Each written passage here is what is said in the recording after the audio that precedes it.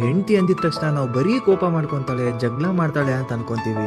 But ಒಂದ್ಸರಿ ಕೂತ್ಕೊಂಡು ಯೋಚನೆ ಮಾಡಿ, ಅವಳು ಮಾಡ್ಕೊಂಡ್ ಬಂದಿರೋ ಸ್ಯಾಕ್ರಿಫೈಸಸ್, ಅಡ್ಜಸ್ಟ್ಮೆಂಟ್ಸ್, ಅವಳು ಪಡೋ ಕಷ್ಟ ನಾವು ಪಡೋಕ್ಕಾಗಲ್ಲ. ಅವಳು ಇಲ್ಲ ಅಂದರೆ ನಮ್ಮ ಜಗತ್ತೇ ನಿಂತೋಗುತ್ತೆ. ಆ ಜಗತ್ತು ನಿಂತೋಗಕ್ಕೆ ಮುಂಚೆ ನಿಮ್ಮ ಹೆಂಡತಿನ ಅರ್ಥ ಮಾಡಿಕೊಂಡು ಖುಷಿಯಾಗಿರಿ. ಗುಡಿಯ ದೇವಿ ನೀನು, ಈ ತನುವ ಪ್ರಾಣ ನೀನು, ಬಾಳಲ್ಲಿ ನೆಮ್ಮದಿ ನಿನ್ನಿಂದ ಕಂಡೆನು. ನೀ ಅಳಲು ನೋಡಲಾರೆ, ನೀನಿರದೆ ಬಾಳಲಾರೆ.